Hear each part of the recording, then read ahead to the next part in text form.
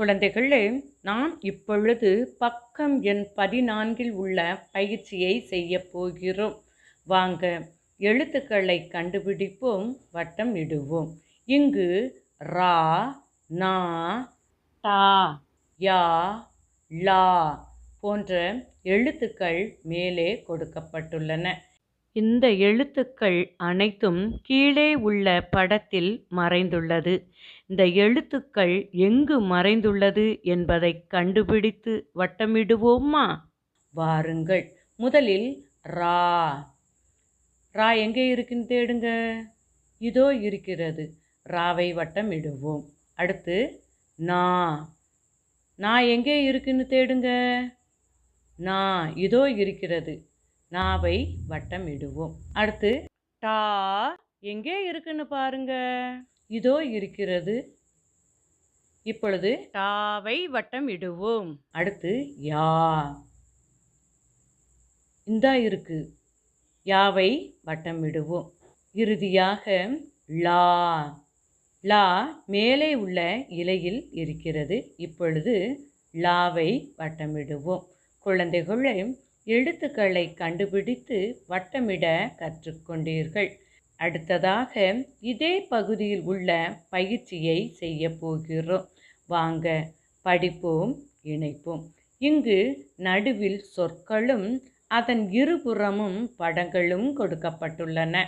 முதலில் காகம். இப்பொழுது காகம் படத்தோடு இணைப்போமா? காகத்தோடு இணைப்போம். அடுத்து பாய். பாயோடு இணைப்போம். அடுத்து பலா. பலா பழத்தோடு இணைப்போம். இறுதியாக இறால். இறால் படத்தோடு இணைப்போம். குழந்தைகளை சொற்களை படிக்க கற்றுக்கொண்டதோடு சொற்களை அதற்குரிய படத்துடன் இணைக்கவும் கற்றுக்கொண்டீர்கள். குழந்தைகளை, அடுத்ததாக பக்கம் எண் 15 உள்ள பயிற்சியை செய்ய போகிறோம். வாங்க, எழுதி பழகுவேன் என்ற பகுதியில் ஆ வரிசை உயிர்மெய் நெடில் எழுத்துக்கள் புள்ளி வடிவில் கொடுக்கப்பட்டுள்ளது. நீங்களும் கரிக்கோலை கொண்டு புள்ளிகளை இணைத்து எழுத்துக்களை உருவாக்குவதன் மூலம் நல்ல எழுத்து பயிற்சியும் கிடைக்கும். அடுத்ததாக படிப்போம், எழுதுவோம் என்ற பகுதிக்கு செல்கிறோம். இங்கு சொற்கள் கொடுக்கப்பட்டுள்ளது. வாங்க, சொற்களை படித்து எழுதுவோமா? முதலில் பாய். அடுத்து காய். நாய். அடுத்து பால். கால். வால். அடுத்து தார். நார். பார். அடுத்து வாள். நாள். அடுத்ததாக கீழே பாலம். காலம். அடுத்து காகம். நாகம். இறுதியில் மாம்பழம், பாகற்காய்.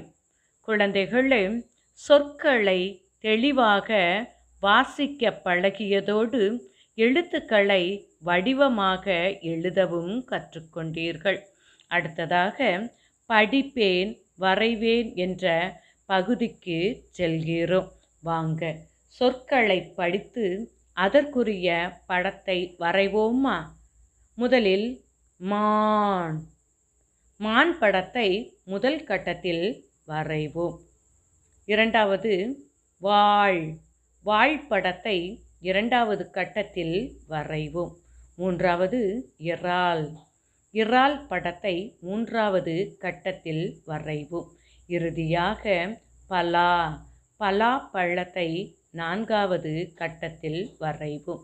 குழந்தைகளே, சொற்களை படிக்க பழகியதோடு அதற்குரிய படங்களையும் வரைய கற்றுக்கொண்டீர்கள். குழந்தைகளே, நீங்களும் உங்கள் பாடப்புத்தகத்தில் பக்கம் எண் 15 எடுத்து இப்பயிற்சியை செய்க. நன்றி.